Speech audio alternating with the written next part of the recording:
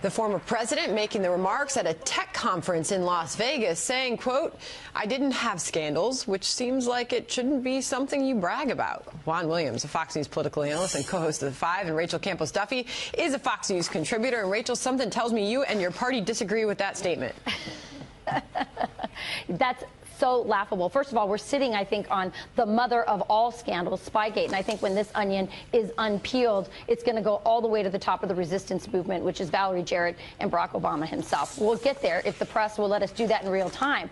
But listen, the Obama legacy is one of using the tools of government to ruthlessly take down his opponents. That's what he did in the IRS scandal when he targeted Tea Partiers or anybody who dared to go against his policies. He used the DOJ and the FBI, by the way, those to go after Donald Trump. And those three institutions, he has destroyed the credibility of those institutions, which is a scandal in and of itself. We can go to Fast and Furious. Imagine if Donald Trump had sold weapons to Mexican drug lords and those weapons were used to kill innocent Mexicans and our own Border Patrol. I mean, the fact that the press or the mainstream liberal press has not reported on it doesn't, or with the seriousness that it deserves, doesn't mean that these aren't serious scandals. So, Juan, she's pointing out the IRS scandal, Fast and Furious. What about Benghazi?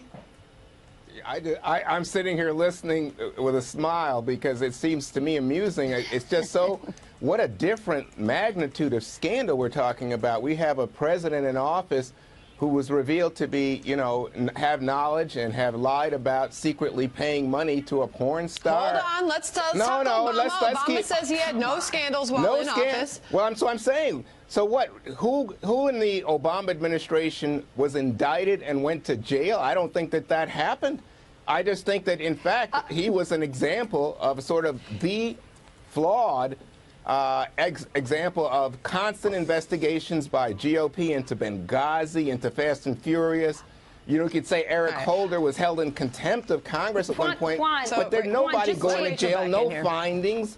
Nobody was sent to jail behind this. The only attorney general, I think, member of any cabinet that's ever been held in contempt of Congress is Eric Holder, because he refused to cooperate with Congress in investigating Fast and Furious. But what about... Let me tell you. Hold on. Let me get in here and let me tell you where the bar is. Because here's what the former president said, Juan. He said, if you look at the history of the modern presidency, coming out of the modern presidency without anybody going to jail is really good. It's a big deal. Is that where the bar is?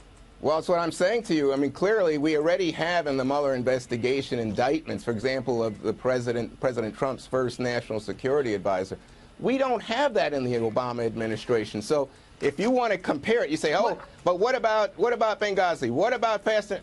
you know, if you want to start talking about Scott Pruitt or the events in Niger where we lost 4 men, you can, but it's not at the same level as the scandals in the Trump administration. The former president brought this up himself. He brought this up himself, right? And that's why we're talking about it. Yes. He's patting himself on the back for coming out of 8 years without a scandal. And he went on to say, no one in my White House ever got in trouble for screwing up as long as there wasn't malicious intent behind it, Rachel.